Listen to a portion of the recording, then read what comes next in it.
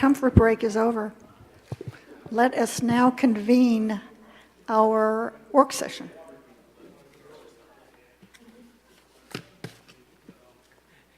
Thank you, Mr. Boulder. Okay, the first item on our work session discussion is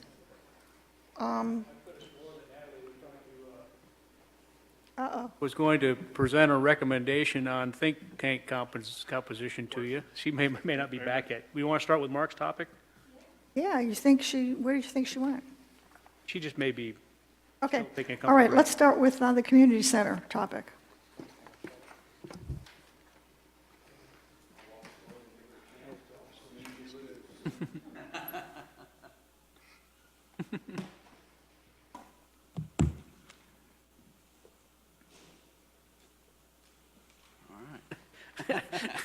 Mark thinks he's going to be rescued. I think she's going to come and throw me out of this chair, so. No. Once you start, you get to continue. All right. Well, how's everybody doing this evening? Thank Doing you for letting me fine. be here tonight.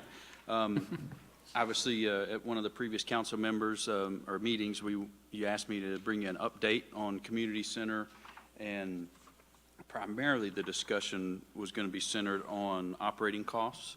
Sorry, Natalie. So what I'm going to do is just go through, I gave you a handout because apparently the one that I might have uploaded for the agenda printed out in a lovely collage of 6 separate pieces of paper for Judy. So, yeah, she taped them together. She's going to give it to me. I'm going to hang it in my office as a how not to upload an agenda item. So. The collage system. So I apologize for that, but I did print out one that hopefully is a little more readable, although the print's a little bigger on that one, so I won't need my glasses. But what I'm going to do is just go through. This is the revenues and expenses sheet that we put together for you. It may look familiar. It's in the IAP for the community center, so hopefully everyone's seen this before. But I'll go through this for you just to kind of explain how we put together these estimates for revenues and expenses for the community center. And then I'll give you an idea how that fits in with the existing recreation budget and our current estimates that we have for expenses and revenues for our programs and athletics. And what I'm going to do, I'm going to break that down for you to just indoor programs and athletics that would be housed in the community center, not overall. I can give you the overall numbers if you'd like to see that as well, but we'll just focus on indoor programs and athletics. Okay. So what I'll do, I'm going to start just in the top left of that form that you have that focuses on revenues. You can see that we have various programs broken out: volleyball, indoor soccer, school break programs, summer day camp expansion, rentals tournaments, rec program expansion, and non-resident membership fees. Those are the programs that when Natalie and I sat down to do the IAP to put this together for the community center, that we identified would be just some potential programs that we wanted to put together for cost estimate revenues on both sides of the fence for revenues and expenses. So as you can see, we totaled those up, and that's where we came up with the estimated revenues of $34,900. And Judy asked a question of the day, just kind of how did we come up with these numbers? So like if you take volleyball, for example, that $1,500 in revenue, that would be equivalent to 75 residents who signed up at $20 a piece. You could also break that down to 25 residents at $20 a piece, or 40 non-residents, or 25 non-residents at $40 a piece if you did the math that way. So you still come up to that same $1,500 number. All of our youth athletic programs, they would be under our current fees and charges structure. So residents pay $20, non-residents pay $40. So any athletic program would fall under that. Same thing for our summer day camp program. You see that's the big number there, $14,400. Right. That's just, if you look at the simple math, we would add 20 kids per week for all 8 weeks at $90 a week, and that's our standard fee, and that is based on just the resident fee. So if you're a non-resident, you're going to pay 1.5 times that $90. So we just based it off the resident fee just for simplicity when we put that estimate together. So that number could be a little bit higher. But what we see in our day camp program is that we primarily have residents in that. It's about a 95% resident participation rate. And just to give you an idea of how popular that summer day camp program is, and Jill can attest to this, When we put registration live for summer day camps this year, those camps filled up within a month. And we have waiting lists for every week, and I know some weeks are 17, 18 kids deep right now. Yeah, up to 20 in some. So I don't think we're going to have, too much problem adding those extra kids for each of those weeks. So are we effectively adding one session for 8 weeks, those 20 children? We would just add 20 children into those existing weeks, and we would just hire more staff to They're be able larger. to accommodate. Yeah, go larger. Okay. That's correct.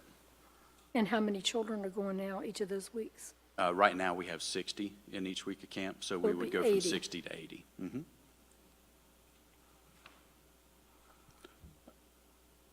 And just flipping over to the cost side of that, you can see there out to the side of volleyball, we came up with the expenses for that, which would just be some miscellaneous supplies, volleyballs, nets, things like that. The officials, we broke out to, we would have a 12-game season. We would pay 2 officials $20 a game. And the same thing would carry over for indoor soccer. It would be under that same fee structure for them. For the school break camps, we would add 2 staff for those. They would work 9-hour days, and $10 an hour would be for that. Flipping down to, am I going too fast? No, Jill's is struggling with your Oh, with the hand up. portrait The formatting. portrait. This is where we need our, The good format. this is where we need our camera over there so that we can zoom in on one of these, I got it sorry. here. Yeah, see, it looks like this, which is why I had to do it. So you got to keep going to get to this side. Yeah, it's down on, right there, Right yep. there. Page 4 for some reason. That's why I had to do Then it. you're going to scroll up in a second, Jill, sorry, so. Yeah. And then as I mentioned before, for the summer day camp that we would only have to add 1 counselor for summer day camps for the 8 weeks at $10 an hour, just because our ratios right now are so low with our counselors to kids. We would be able to get by with just 1 additional counselor instead of having to add 2, and we would still be within the threshold that's allowed for supervision of children during the summer, so we'd still be within that 1 to 15 ratio. And then we just have some miscellaneous supplies, rentals, things like that for the program expansion, rentals, tournaments, things like that. So that's where we came up with the $10,460 for the estimated cost for those new programs. And for day camps and the school break camps, we already have a lot of those supplies already on hand. So to add 20 kids incrementally, you're not talking about a lot of cost that would be involved to add those kids to the program. So does anybody have any questions about that right now? Before I ask Jill to scroll up sideways or down, so. We'll jump down to the annual operating cost, which is actually right there where you're at, Jill. So you must have read my mind where I was going next. Some of the other questions were, well, what's it going to cost to maintain this facility? And this is really where those costs are located at on this form. You can see the first line there. The bulk of it is right there in the BEG repairs and maintenance estimate. And where we came up with that number, Jill, actually, if you'll scroll up just a little bit about the other way, right there. Under expenses, you can see B&G repairs and maintenance. What we did when we were putting together that estimate, we looked at what our costs were existing for the fire station, the police department, and the village hall here. So we looked at how big those buildings are, what our cost per square foot is in those spaces, and so we took that and we looked at how big the community center was going to be, and we just did an average per square foot. Now, we kept in mind that the community center is going to have a gymnasium. We're going to have lights in there that are going to draw a little more power than what these facilities may. So the average for the other 3 buildings was $252 per square feet, and we went a little bit larger. We went $2.90 per square foot for that facility. And just to give you an idea of what that $2.90 a square foot involves, that's going to include miscellaneous improvements to the building, security and fire alarm systems, landscape maintenance, pest control, fire safety, sprinkler testing, lighting, mat rentals, interior and exterior cleaning, painting, carpet replacements, and HVAC repairs, which is a very important thing to talk about with the issues we've had tonight in this building, unfortunately. So everything that our buildings and grounds division does in all of these other buildings, all of that is encompassed in that big number that you see right there. That's maintenance and upkeep of the building. So the next number is a copy release. That's self-explanatory. Fax line, credit card machine, fire alarm for the phone line. And then you get into the electricity costs, the estimated natural gas, water sewer costs for the building, and then business insurance. So that makes up the bulk of that $86,853 for the building there. So that's the big number that you see that's in the budget for the community center. And then I think if Jill scrolls down, hopefully, our next page will be the initial cost, the FF&E. This is the furniture, fixtures, and equipment that will go in the building. Now, this is not an operating cost, but this is an upfront cost as we build this building that will go in to the facility itself. So I just wanted to touch on this as well. This is, outfitting the building itself. This is desks, this is chairs, this is office furniture. These are TVs for the program room so that we can have things up if the instructor is doing an arts and crafts class and she wants to show a how-to video for the wellness room, if the instructors need to show an aerobics video or a yoga video, something that they want to do while they're doing their class, that we would have that. And it's also for meetings for the community room if they want to do a presentation. Just like we have AV in this building, we would have AV opportunities in the community center as well. This also includes storage and shelving, carts for the gymnasium in the storage room there. We need shelves for basketballs. We need to roll out carts and those types of things for the activities there. That would include pickleball nets, things like that for the group that wants to come in and do that. Kitchen supplies. This was something that Judy and I corresponded on earlier today. This would include all of your appliances, refrigerator, stove, oven, whatever's going to go in that kitchen, the tables for the cooking classes. This is going to be included in that number. The phone systems was another item. We would have a phone in each one of these rooms.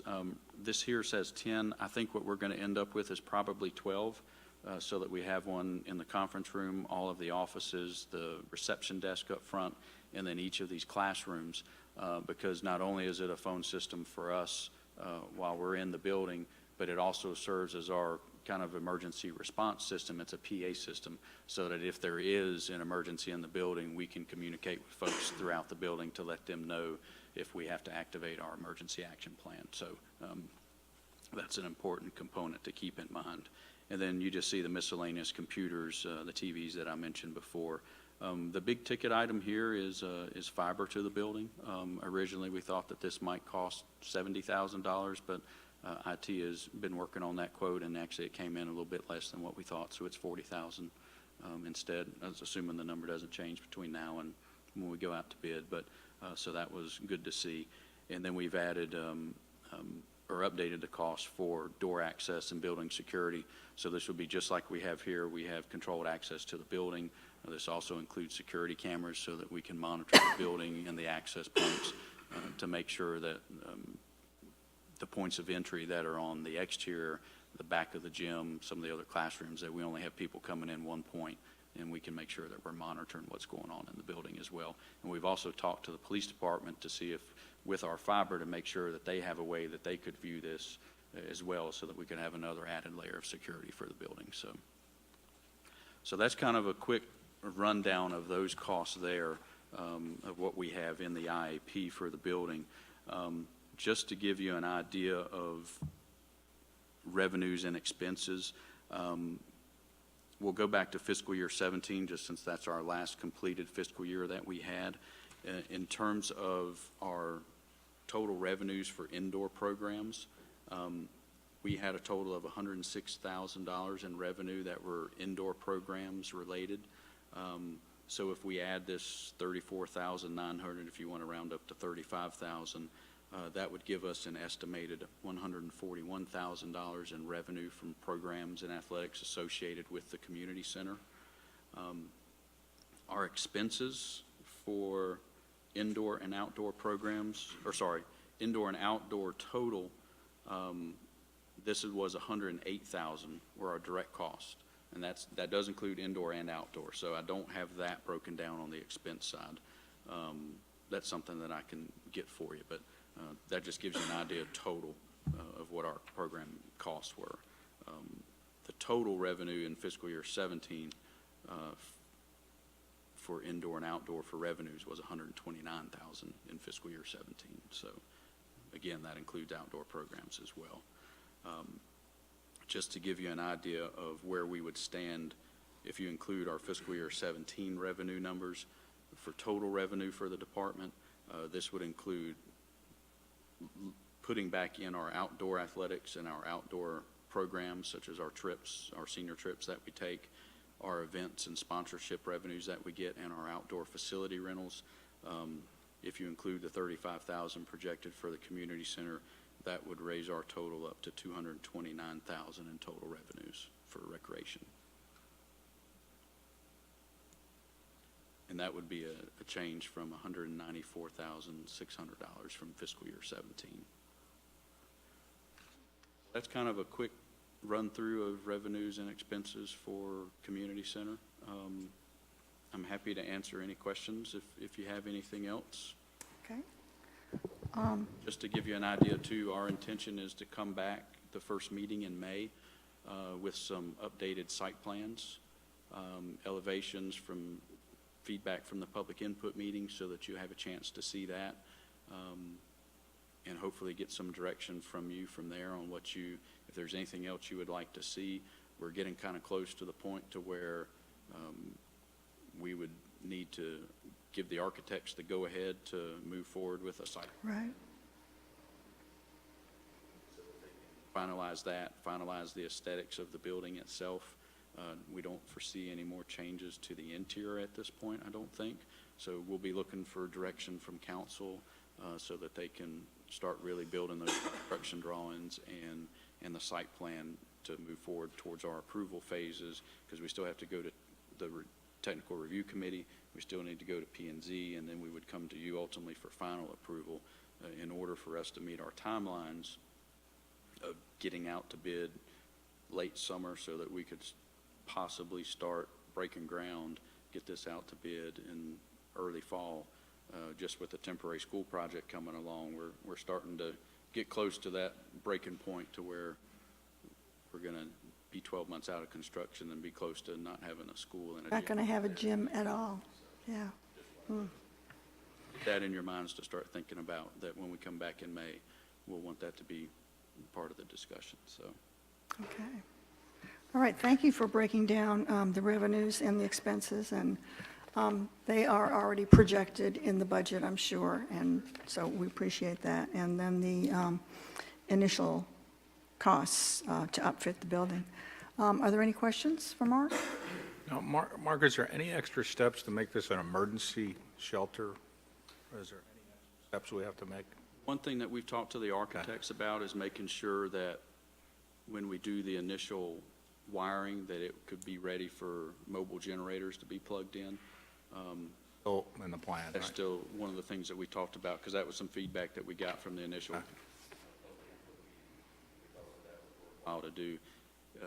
They indicated that if you want to officially make it an evacuation site, there's a level of inspections that are involved with that, but we felt that having it wired and ready to go for the generator. Okay. Thank you. Other questions? So the programs that you're talking about, it seems like we're getting about 30% more participation from people. And that seems very, so my question is that as good as it can be? Or are you just projecting 30% conservatively? How big, I mean, is this a facility that could double our participation or triple? I think we are definitely being conservative right now with what we can do. One of the things from the public input meetings that we got were ideas from folks of other types of programs and activities that they would like to see. And certainly that's not captured in these numbers because we did this long before that. So certainly there's a lot more programs and activities that we could potentially offer. Ideas are great when we get them from people, but you also have to have instructors that are Sure. qualified to teach them. We have to make sure that they fit within the schedules and activities that are going on too. But this is definitely, I think, conservative, because obviously we're only talking about, you know, in reality, One more. 4 new programs Yeah. is all that's on this sheet. Yeah. You know, we're talking about expanding rec room programs in here. You know, we have a lot of programs at the rec room that we can add additional sessions. We can add additional classes. We just don't have that ability right now. So this is a conservative estimate, there's no doubt. I think we also kind of need to see the penultimate use. If everything were used, every facility had, you know, regardless of the challenge of finding trainers or whatnot. Right. It'd be really important to understand what could be the utilization of this. How big could this be for our community? Because 30% more seems like, do we really want to spend $4 million? And we need to let people know how big it could be and how important it could be. And one thing we'll be able to show you at the next meeting is we'll be able to bring back these program ideas that we've received from the public input meeting and where these things would fit into these program spaces along with our existing programs. That's one of the things that we have done, is where existing programs fit in each room and then new programs added, just to give you an idea of the number of programs that would fit in each space. So I think we'll be able to help you a little bit with that at the next meeting. I think what we're wrestling here with here is competing needs for that information. And you know, what this analysis was intended to do was to make sure that we could afford this project, which is a different set of needs than articulating to our community the value of the project. But also think articulating the resource that you're creating. To say that it's for 30% more doesn't seem Yeah, impactful, but right? that's the different, This is for I mean, budgeting. for Different budgeting, analysis. we had to be conservative because we don't want to break the bank. So- Right, but no matter how much utilization there is at the facility, it'll cost us roughly $87,000 a year to operate it, right? I mean, Right, but it's not offset by that much more revenue because of the program. Right, I mean, I'm Yeah. just compartmentalizing it. That building, standing alone all by itself, whether it has one program or 500, will be 90 grand to run, right? Lights, I mean, because that's all this is really, you know, electricity and stuff that you're going to buy to keep it there. And now, the good news is that can be offset in, you know, here's an A, B, and C model of what the utilization could be. And you're going to pick conservative A to start with, or whatever, you know. But our I budget understand. isn't built off the operating costs, it's built off the net of the cost versus the revenues. Okay, so that gets me back to this chart, right? Because this is that net incremental stuff. Okay, so we're going to tie out to those numbers, and we're going to see that and understand that in the budget process? Well, in the budget process, so I mean, I couldn't find my way to these numbers from the information that Mark presented today. But as we get into the budget, we're going to see where these net incremental numbers come from. That would probably require a dive that wouldn't ordinarily be in that level of discussion, but we can. Yeah. Natalie, come to the mic, please. It's my job. I'm going to jump up for John since I was on one row closer. John and I have had this conversation as an improvement to the current plan, in that we would give you there would be a summary table actually inside the strategic operating plan document. But there are expense reductions in terms of the lease expense that we're paying at the rec room that Mark didn't talk about. And so Okay. those will be outlined. So you'll see the incremental revenues, you'll see the incremental operating costs, and then the reduction of costs that we have now. So you'll see what those are. Okay. And then two other things, traffic study. We'll bring that back in May as well. You'll bring back a truck? done the trip generation counts, and they'll be presenting that as well. Okay, and I think one of the things that Nancy talked about this on Saturday, I think it's surge traffic that we're going to end up with, not just routine traffic. I mean, just like everybody that surged in here between 10 to 2 to pick up their plants, and the group that was over here for the military child, and then the group that came in later for the political meeting. I think that is going to be the more likely issue you're going to have. And then to your outdoor things is between the outdoor facilities for children are going to be over at Cannon Park plus what's over here, right? And we're only going to lose part of these fields while the school is here. And so the incremental cost of the outdoor programs is really modest. I mean, at least from the numbers I scratched down today. But so I think that's also important, that the community center is more than what's over there at Cannon Park. So 'cause some people are concerned that if you expand the community center there, you're going to lose ball fields and play fields. Happen. Okay. We'll be able to show that when we People bring just the need to site see plan that. back. Yeah. Okay. That will not happen. Yeah, so. okay. And that's my understanding too, is that the current ball fields and outdoor recreation that's over Cannon Park, this would not, the community center would not impact programs that are currently offered that are over in those fields. That's my understanding. Am I That's correct? And while it's under construction, right? Correct, too. Yeah, okay. Yeah. And the temporary school, should it be located where we think it's going to be, what programs does that interrupt? That's primarily going to interrupt lacrosse for AC Sandhills. Now, depending on the status of the hockey rink, that could impact some things there. I think but we've got if that we think that's fixed. Pretty worked sure out, that won't be impacted. Yeah, we think we got that I think fixed. that's okay, then that's certainly going So there'll to, be one lacrosse field. yeah, the big soccer field right now is primarily being used for lacrosse. And we're going to try to accommodate them at the harness track as best we can. that's Their good. morning hours that they play during the training season, they won't be able to do that.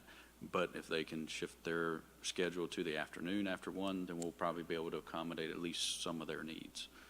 So otherwise, they're going to have to go to some other places. But and we currently do some lacrosse and soccer practices down at the track now. So we're probably just going to be able to pick up some additional things there. And we have activities 7 days a week, right? For the most part, yes. Mhm. Okay, any other questions for Mark? Thanks, And Mark. thank you, Mark, and we'll see more in May. First meeting in May is our plan. Great, okay, then we shall see you May 8th. Okay, now we get to discuss Natalie's item. One more.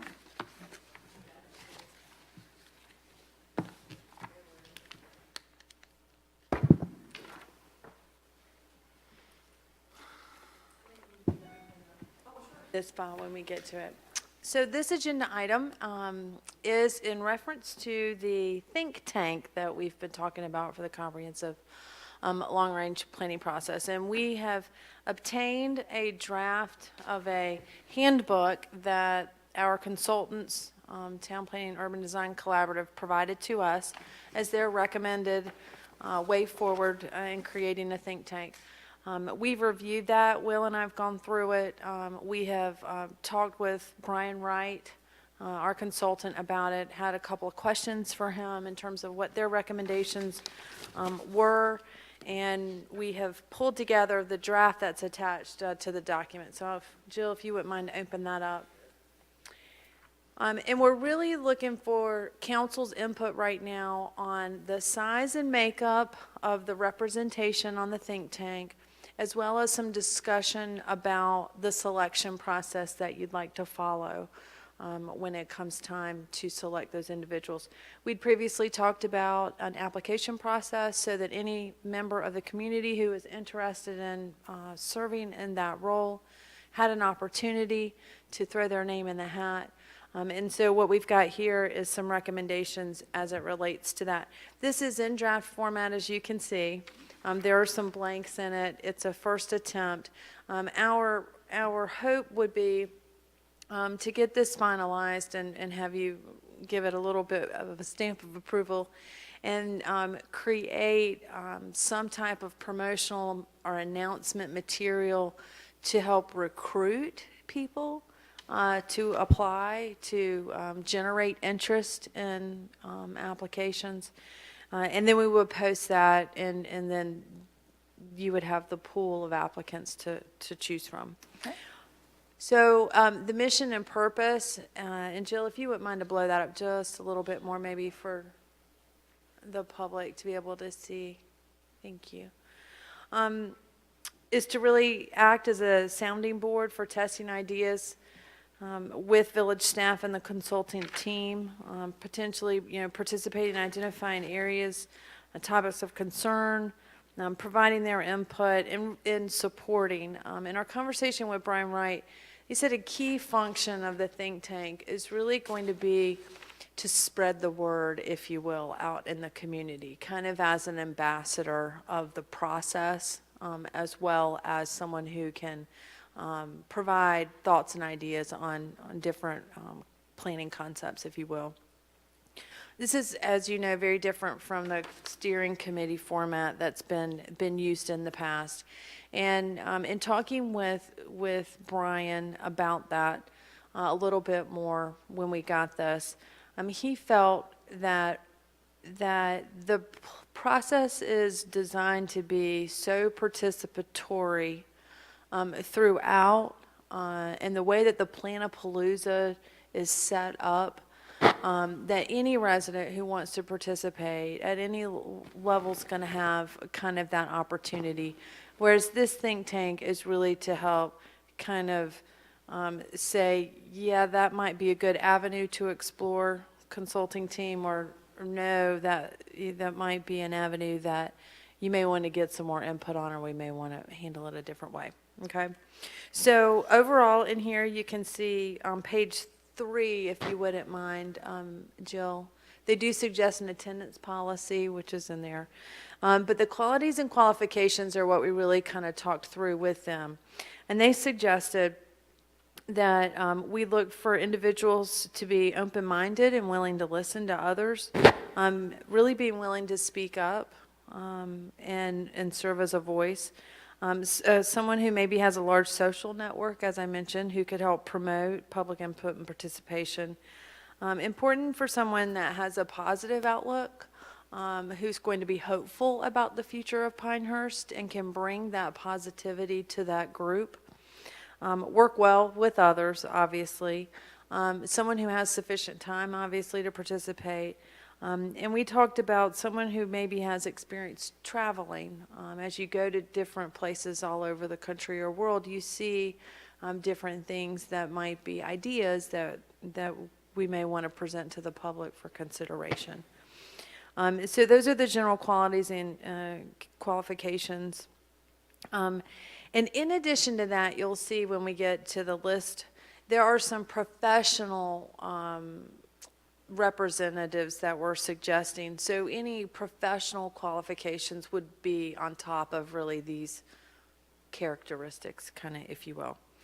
So what we propose to do is we would, as Jill's got right there, we would solicit applications, similar to how we handled the RFP process.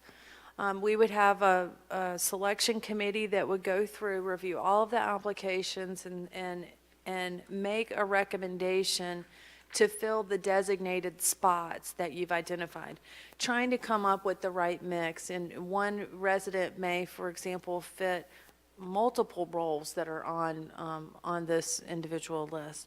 So what we would propose is that we would do that kind of as a pre-screening or a way to try to come up with a good balance. Again, similar maybe to what we did for that original July 19th planning meeting that we had at the fire station. Of course, provide council the list of all of the names of people who submitted their application. Of course, provide you access to their application materials. So if you wanted to make some shifts or move things around, you would certainly, obviously, be able to do that. And so our hope would be to do all of that in advance of the proposed community kickoff which I emailed you about previously. I guess that was last week. At the end of June is when we're looking to do that. So we would be moving on this fairly soon, if you will. So Jill, if you wouldn't mind to go to the last page. We had conversations about the size of the think tank, and we kind of settled on in the contract 8 to 12. So Jeff and myself and Will went through this list and kind of articulated what we thought might be a good diverse mix of representation on the think tank.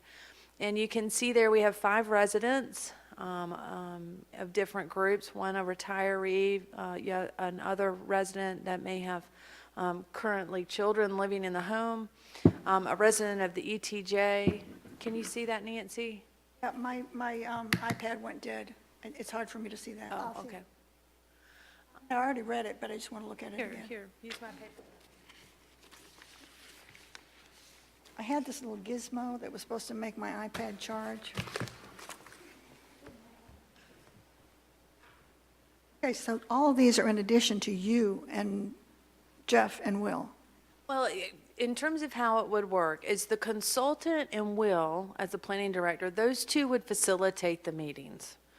But that would be in consultation, I think, with the two of us. The meetings can be public meetings. So council can attend think tank meetings. The public could attend think tank meetings. But the consultant comment. said if you do that, he recommends not taking any public comment in those meetings. So that's certainly one way that you could handle it. That's one way that council could remain informed and stay up to date on the activities of the think tank. But again, they're only meeting in person just a handful of times when the consultant's here. And when the consultant's here, you're going to be involved when the consultant's here. So that's kind of their recommendation. In for what how to kind of handle that. way will we be involved? Will they come to a village council meeting or? So the first one, they'll do council interviews. So they'll interview you. We haven't determined whether that will be individually or collectively or both. But council interviews with you will occur to get your direct input and what you want out of the process, kind of up front. So that'll occur on the first trip. And then, which is the first think tank meeting, will be the same day. In fact, it'll be directly after your meetings with the consultant. That's just the consultant, not the think tank. The interviews are going to be by the consultant, right? You will sit down with the consultant and have one-on-one conversations with them about your expectations and things of that nature, what you'd like to see. And then, so that's in late June, and then in August, we'll have the visioning session. So either we can coordinate their trips around your council meetings so that you can have face-to-face time with them. But the community visioning sessions and then ultimately the Planapalooza sessions are intended that everyone provides, including council. You would provide your input the same as I would as a resident or the same as someone else who's also a resident of the village, so that all of those voices are heard and those perspectives are heard during the process. But then ultimately, of course, you have the approval at the end as well. I'd like to offer just Go ahead. a little bit of a caveat to that as well. If you choose to adopt this type of a framework, I would really encourage all of you to try to make every one of these think tank meetings. Because at the end of the day, it's still your process, right? And so I think it would be helpful if you stay in tune with that dialogue that's happened between our consultants and the think tank, so that if something seems to be going off the rails that you're not comfortable with, you can engage us and we can engage the consultants and have that dialogue about what we think we're not really happy about. Let me give you just 2 points for perspective here. First, to ensure that the council stays engaged, I think we're missing council representation on this list. I do too. I really do. And second, I think what we need is, I'm always looking to see who the chair of this is. I understand the role of the consultants, but the consultant is a consultant, and I would like to think that we're going to have someone who will be, I don't know if the chair is the right word, but what I wrote down was who's in charge. So if there's a chair, but I think what's missing here is, and my understanding when we went through this process before, I like the idea of council representation on this, because we have residents, we have professionals, we have business, we don't have any elected officials here. We don't have any of our planning board members here either. Could be. They could be uniquely qualified. Like, I could think of one guy that might be, might be an engineer, architect, or architect that could be, or a couple of folks, actually. So I mean, let's go back to the council thing. I mean, there's also the undue influence issue of a council participant. I mean, you want this to be of the people, right? And what people think they want the future to be, and this is their opportunity to speak. There's also only 2 other meetings where you're going to get a larger, broader view of the public, the visioning sessions and that Planapalooza. So, I mean, I think this is dicey, John, to say, oh, yeah, we got to have a council person on here. You know, because you really don't want them to talk a whole lot. Well, You know? well, no, if we're all going to be here, it's not going to inhibit the group from talking.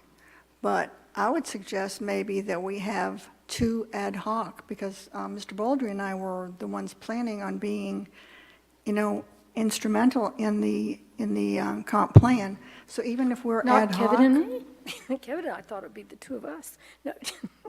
Yeah, you guys got the library and you got some other thing going on too. Right.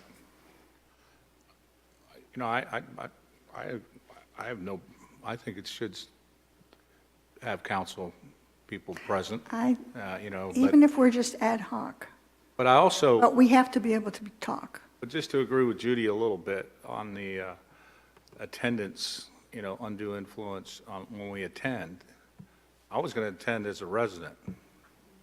I wasn't going to attend as a councilman. I attended the charrette on the community center. I wasn't wearing a council hat. I was wearing a resident hat. And People do see you as a council member. I know, but I think that we shouldn't use undue influence. That we should ask questions as a resident, and we get to ask questions as a councilman. So I don't know. That's just kind of how I feel like that's my personal decision. I don't know. Does that?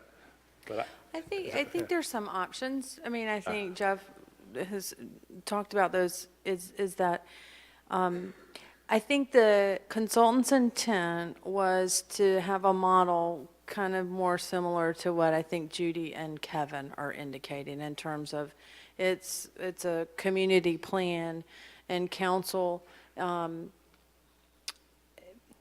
isn't steering it. It's the community who steers the plan. It's their general kind of concept.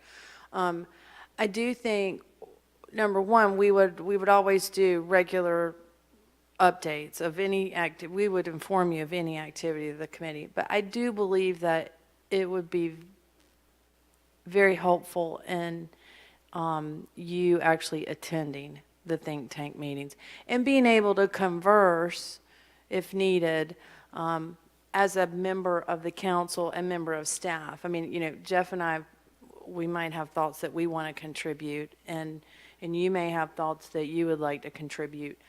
There's some sort of a hybrid arrangement. It's a we can- hybrid, yeah. I think that might And be we the would- best solution for us. We would contribute those things at a later date. No. I think, I don't know how the think tank's going to work, but I don't either. And, I mean, I think, I mean, but I thought that was one of the things that I heard these guys say, is that the council was not a member of this committee per se. Not a member. And that, I didn't finish my thought. My thought was, you qualify as residents, as well, and so if you're capable of releasing your inner council person and attending as a resident, I think you qualify, Nancy, under, you know, you're professional, you've been in economic development. I mean, you qualify, John, you qualify on this list in some other way. But I think people have to release, not only council members, everyone has to release their bias in any direction, or not bias, that's not the right, like, you got to be open to the process, and I think that's the most important attribute. That you cited the attribute. If they meet the attributes in this document, I think they're citizens and they qualify too. So I'm kind of talking both sides, not on purpose. I just feel like you articulated in this document the attributes you want people to have. If they have those attributes, this will work, you know. So I'm not saying no to council members, or I do think you have to look at the qualifications and how you got to think and how you got to be open to things, and you know, and I think that's more important, having diverse ideas on there. I think that's, I don't know if this document captures that. It's too cookie cutter for me.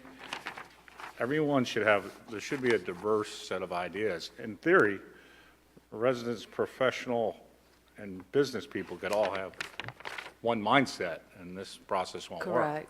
So I think That's why this- there would this- be an yeah, application process, yeah, and we would So I kind think of we screen really them. got to look at, I mean, I guess I'm trying to get to the point that we should be attending as citizens and not using that undue influence. And I know that sounds like a challenge. I don't think it is for me. Yeah. Well, when I asked about board members not necessarily just council, but planning and zoning Yeah, board, I mean, yeah. it's, you know, it's an important, you know, function of that group as well. They indicated that in their experience, at the end of the day, it's our process. And if Right. you want this think tank to look differently than what they recommend, then they will accommodate that. And we can make it what we want it to be.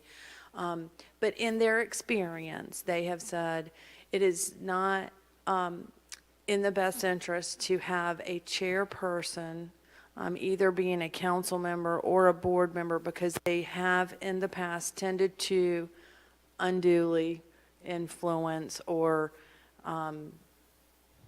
take up, you know, that may be the personality of that one chair, you know, in that one situation or But it's couple, also, people look to that person. They look to him And for that- the- And so it's not even necessarily they would take the airtime, it's just people look to them.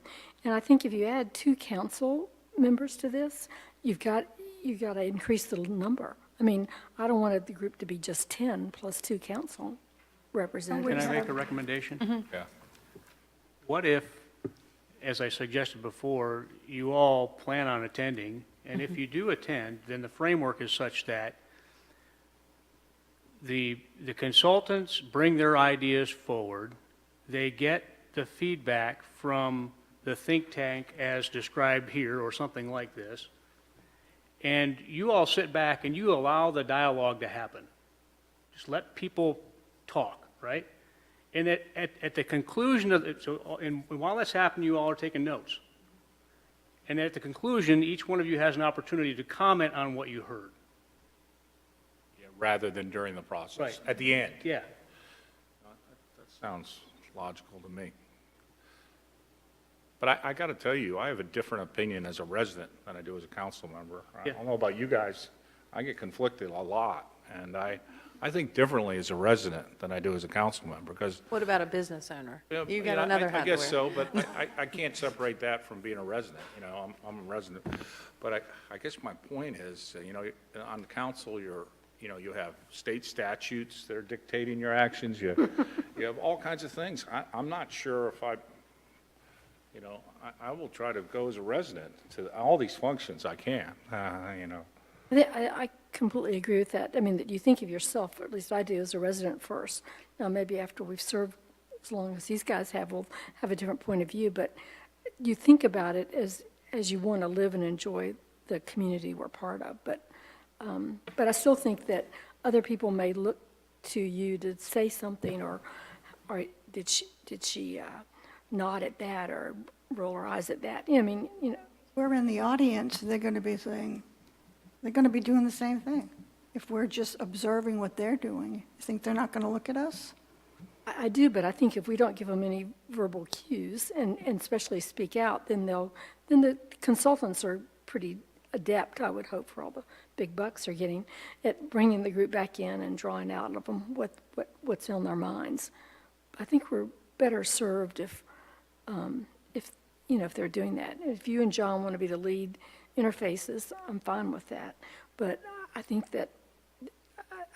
this straw man list was shocking in terms of like, wow, that's really not very many people. Especially since you've already designated 2 large stakeholders in this document. First Health and Yeah. Pinehurst LLC. So it was really only 10. Yeah, I mean, we probably need to spend some time talking about how we draw this. I'd rather have more at-large people Okay. and conk out some of these professional. Engineer, architect, builder, construction, that could be, I mean, economic development, is that Pat Corso and somebody from the CDB? That's Is the that what only that one. means? that's You the know? only one it would be Pat Corso. Yeah, This is going to be tough. Yeah, that's all. That's all It's there's gonna to be it. That's all. Well, we've handled tough things before. I We'll don't know figure what this the out. consultants are afraid of, having a couple of council members, even if you term us ad hoc. Like, we'll just try and be real quiet, but we want to be part of the group. You asked them about Jeff's suggestion, which sounds, well, when they were here, they told us they'd prefer it not to be, which was shocking to And me. they, Yeah, it's shocking to me, too. But I have to defer to them. that's kind of the their middle. recommendation that a council member not be on the committee. But if you want to be on the think tank, they will accommodate that request. Perhaps you could talk to some of their former clients and talk to their mayor or lead person and just talk about what was that like? And would they, if they had it to do again, would they recommend it? Just get some more data points on that. You will have to do a good job to convince me that council members should not be on the think tank. Me You'll have to too. do a very, very good job. Well- I agree with Judy that we should have more at-large members. More at large. And I have no problem being on there, and I'll guarantee you there'll be no undue influence from me on participating in this, Okay. period. I think everyone's Change it to capable of more being a at resident. large and add 2 council members. No, I think we're just in a question mark. And you've got to go to 14 I think we're to just put 2 trying to- council members on there. I think that all the council members are, whoever participated is capable to do its best for Pinehurst as you're asking in the document and act as a resident. So Do you think that 12 or 14 is too small? You think it's the right number? I think it's very small, and especially when you see it parsed out like this. I mean, Would you want us to maybe, the council members, look at this as a first cut, and then come back and say, here's how we would, if we had to reorganize this and put different labels on it to look at different folks, so we would come back and say, here's what we think? well, let's talk about the application process. You're going to promote this. Are you going to tell the public, we want one of these and one of these and one of these? No. Because if you do, we can just go out and handpick the people. Sure. Pick. It's really meant for us internally to make sure that, for staff and council, to make certain sure that interests. it's Sure, a tell them what diverse. qualities we want. Yeah, it's a Not- diverse not- enough group. Not what and- bin we're going to Right. be. Okay, that's good. Right. I mean, That So I helps can change me. it. if you to have at-large. 48 people that sign up, and you're going to get some kind of segmentation based upon who those are. And then is your aspect to go out, is your point of view then to go out and recruit other people where you think you have gaps? Well, I would say if the council said, we think it's very important that someone with professional architect or engineer experience is helpful to have on the think tank, then we would need to ask folks, do they have any, What does the consultant say about mandatories? what do you mean, Mandatory profiles of people that they think should be on there. It was recommended. They suggested, for example, they suggested we have an environmental representation as well. And you'll see that's not on the list. So it's the up to end- us. It really is up to us. I think we should have a representation of our community. Right. And, I love having Pinehurst LLC, I love having First Health, but in the end, they really are not that thrilled about, of course, they should be there, but I have never seen them be very active. Okay. But, I So mean, if they you have to be want, there. we can change it to just business at large, a couple, and we can change it to residents at large and maybe professionals at large, and then we can, I think if, I'm not sure we're going to be able to define it that cleanly Yeah. for you. That's all. I I'm think, trying I to think say. you've got to At the see end of the who day, wants to maybe raise we're their better hand. served in trying doing it to all. describe characteristics that we want to have I on this agree. thing. I agree. And See who you get. just picking the right combination of people that Right. meet all those characteristical traits that, okay. I so that think, we're getting that broad, diverse Yeah. set of yeah, we're people. getting into weeds, and I do think there is benefit of a council member that knows the long-term, the strategic aspects, and if no one in the room knows that, I guess the planner will. But I think it's also that you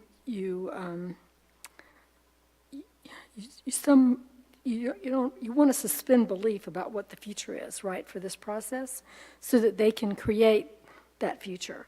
Right. And that hopefully, in the end, that new direction or some different dynamic evolves out of it that you wouldn't have ever gotten to if you kept the same people involved. I agree. I said that. I mean, I'm saying you should go from a resident standpoint if you serve on it. And I think everybody here is capable of doing that. Yeah. Okay. Our contract does say 8 to 12 think tank members. So, Why I suggested two Two council council members be members. ad hoc. At least, or do you want maybe it's one, maybe it's. 2 council I'm gonna go members to all and of go them. I don't know and about you, find Judy. 10 I'm going members all of the Up community? to talk. Now, Again, I might suggest if you want the 2, we would have 2 council members, and then we would try to find 10 members from the community that make that You're all diverse residents, group. right? They're all residents. Yeah. Yeah. And you, But I also think we're making the mistake of the think tank philosophy is not a steering committee, and I think we're treating it like a steering committee. And I think it's a new thought pattern where you're bouncing ideas that you're extracting from the public. So this process gives strength to public input.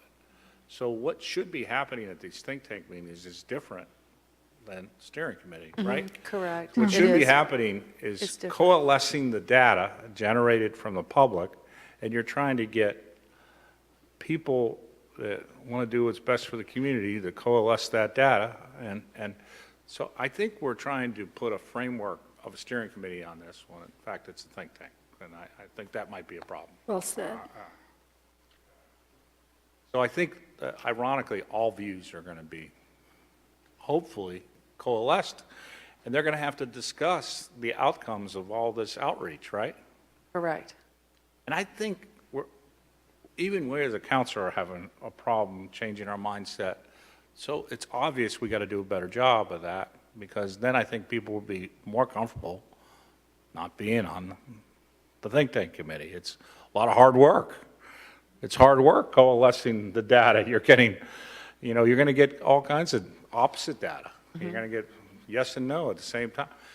So I think it kind of will help us figure out what characteristics we need.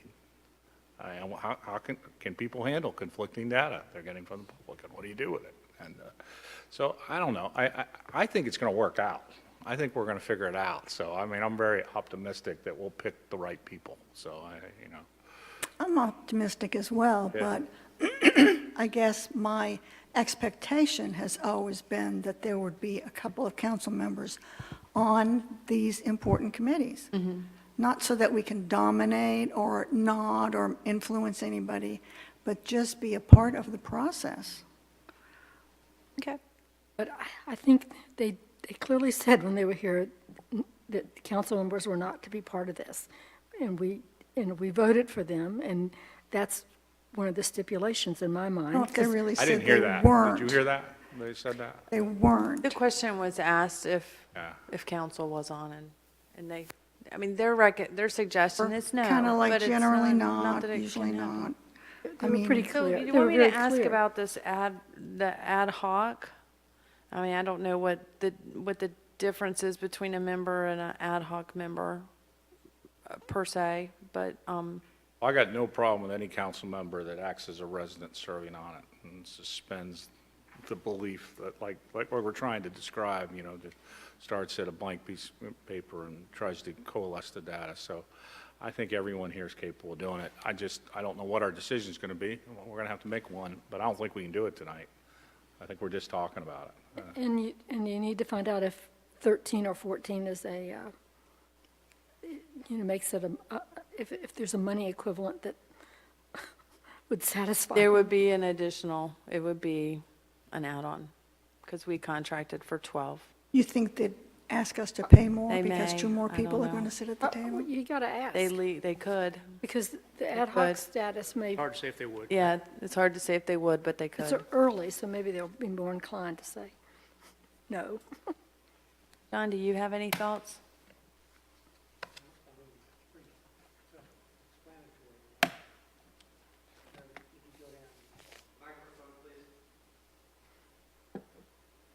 That'd be a good start. But anyway, yeah, no, I'm fine with what you have, and I think when you mix it up, you'll end up it'll all come together. That's what I'm thinking, but I think everyone here is a resident, so I don't discriminate. So it's Okay, very clear I to don't me. think we're going to come to an agreement tonight. Are we? Well, I think we have to come to an agreement about, A, when do you want to start the recruiting process? And what is what's fair. the copy you're going to put out there? Right. Asking for those recruits and what's the nature of the application that you want them to fill out. I think, I wish this wasn't a public document, but I would certainly like not to use that Okay. as a hard and fast rule. I think we got to see who applies. This is a product An of the idea. The consultant, too. proxy, yeah. Yeah. It's a straw The man. consultant's product, too, right?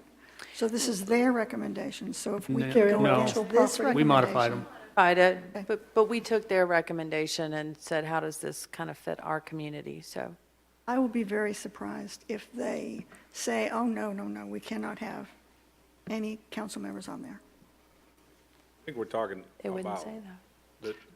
I agree with the document, the starting point in the handbook, and we're going to give you comment on that, but that's a good start. So, I mean, so if you stay consistent with what you wrote in the handbook and you get 12 people that are consistent with that, I'm okay with it.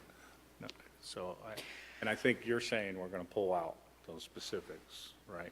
Focus more Yeah, I on think the- back to, when we did this little, we organized this little team last summer, talking about long-term planning. And we had a list of characteristics that we wanted this team to check blocks on. In some cases, one person had checked multiple blocks. Yeah, right. Right, which hopefully you'll have. Yeah, Yeah. to make sure that we get a broad, diverse set of people from our community that represent different neighborhoods and different socioeconomic backgrounds and the like. And I heard them say pretty clearly, they just wanted a bunch of people in a room that thought differently. I heard them say that. Yeah. And I that, think that, and that don't have very strong opinions about what they do. Can think. be open. I think the key characteristic is being open, open-minded. That's the hard part. yeah, But I think the nature of this process, people, even if they are, strident in their remarks sometimes, this will be a great opportunity for them to collaborate, and a lot of people should respond to that positively. I agree with that. I hope everyone here at this table, I've seen them collaborate, so I know they can collaborate. Well, do you want to take some more time and maybe talk amongst yourselves I about like what Jeff alternatives? said Or about we're looking for, like, the qualities, being open-minded, being this, being that, rather than Okay, Yeah. fit those categories. okay, Category 6 or whatever. can do that. Sends you too much down a path that, You could actually go ahead and start We can. process. Yeah, we can start moving forward with the application process. yeah, without understanding how we're going to How pick they them. feel about council members. I'm sorry, I'm talking when you're talking. Okay. We can do that. Can I ask you one other question while I have you assembled as it relates to comp plan? Thank you for responding to your availability for the public community kickoff meeting. I think the timing's going to be good. It's before the 4th of July holiday. We have our newsletter going out on the 1st of June, so it's going to be front and center headline news, if you will.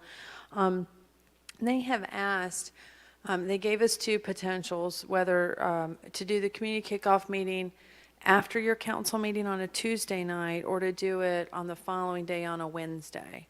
And so we just I need to nail that down in terms of what you would prefer. Like too big a marathon if it's Yeah. after the I'd meeting. say, I'd say tonight the being a next good day. example, How about Wednesday? No, I mean, if you think that would work, but I just, I think the It next could day. work if you had a light agenda. We haven't seen one I of thought those. we ever had a light Agenda. agenda? Because I don't remember Look, it. it's 8:45. Well, let's make it a light agenda. Or you can Let's make choose it a to light make it a agenda. light agenda. That's right. You could I mean, push we're in charge- stuff. But Yeah. it's your last meeting, if you have anything standing out there on your budget, that's your last meeting to True, make it's that the happen, last right? budget meeting. It's not like, it could be, but we should be wrapped up before then. Think we can do that, a light budget, a light agenda? Do I they- think do it's they typically a late agenda, actually. Really? Yeah, just, want that kickoff meeting to be in the evening? Okay. I mean, that particular meeting is typically a late agenda. Oh, It is. Yeah. Yeah. Yeah. Well, so the That's fine. 27th of June? Thought it I was think like- the 26th is a Tuesday. I don't have. No, the 26th 26th is the Is Tuesday. the Tuesday, is that right? Can somebody Yeah. check me real Yes, quick? And the I'm looking at it 27th right is a now, Wednesday? Yeah, so which dates are we locking in for those guys? I think what you asked was 26, 27, or 27, 28. Do you want the kickoff meeting to occur the night of a council meeting or the next night is the question? The next So- night Next is my night. suggestion. I think it really kind of stands out more if it's the next night. This is the big kickoff meeting, rather than, well, after our council meeting. I still think we should have a shorter agenda. Oh, I'm all for that. I'm not nixing that. I think we should use the council meeting as, and say as often as possible about the kickoff meeting the next day. I mean, use the Springburg at the council meeting to talk about the kickoff meeting. Yeah, and get more people there. Yeah, I mean, because that's really important. So, The kickoff meeting is more than just the think tank or the think tank only? So what will happen is that morning, they'll come, we'll have like an introduction kind of meeting. We will give them a tour of the community, so we'll use probably our new van that Parks and Recreation got. We'll drive them around, show them the neighborhoods, show them the, points of interest in the community. And then they'll meet with department heads. Then that will be day one. And then the evening of day one, they'll do the kickoff meeting for the community. And the next morning is when they will interview each of you, and then the think tank will meet in the afternoon. That's the tentative timeline as it stands right now. If time allows, they may start council interviews before the community meeting. And so we just haven't worked through all of the specific details of everything. Or I may ask them to flip it and meet with council before the community meeting and department heads the next day. So, But we should block the night of the 27th. good. Okay. And then- I can't confirm when your interviews will be yet until I talk with them. So if you wouldn't mind, go ahead and hold all day the 27th and the 28th. Okay. And your meeting's the Council. 26th. Mhm. And I'll have Will work on coordinating the schedule and everything so we can get back to you as soon as possible. So, So you'll send us a calendar invite for those? yes. Okay. I can send a calendar invite. Okay, is there anything else we need to talk about? Well, with Leo sitting there, if he's not on this committee, should she attend with Will at these? I mean, I'm just trying to understand. I mean, it just makes some logical sense, you know? But Yes, like I You could view, apply. I view Yeah, HPC, Okay, PNC, BOA, They're all going to be interviewed? yes, they will all be interviewed. Theirs, Yes, okay. they are stakeholders too. So they will have individual one-on-one meetings with, okay, With I them. got it now. as well. But again, I mean, I think the think tank committee meetings just need to be an open, public meeting, so that everyone can stay informed of what conversations are happening, including our board chairs. So You the- heard you heard our concerns, you heard some of the things we discussed, and you're going to talk to them. So probably going to come after that discussion, there's going to be some quick dialogue. Some more with us. dialogue. Yeah. Can't wait till the next meeting to give you input. You might can.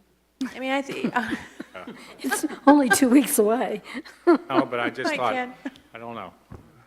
we're How going to about go ahead this? and. How about we're the gonna go- document Yeah, that you produced? We all agree with the attributes they had in it? I like those I attributes. mean, Yeah, I think that, I mean, because that's what she has to go out there. Yeah. But, you know, I think if you'll probably start creating copy or something. will. You might want to run by us. Yep, that would be our next step, would be to actually create the notice or the announcement that's asking for applications, and that would be what would come to you next, and then I'll talk with them Okay, about well, that'd be good. Thanks. committee. Be glad to. Thank you, Okay. and good night. Any more work session topics? Move Hearing- we adjourn? Yes, we may adjourn. All in favor, please say aye. Aye. Can I ask, even though it's off, the meeting's over,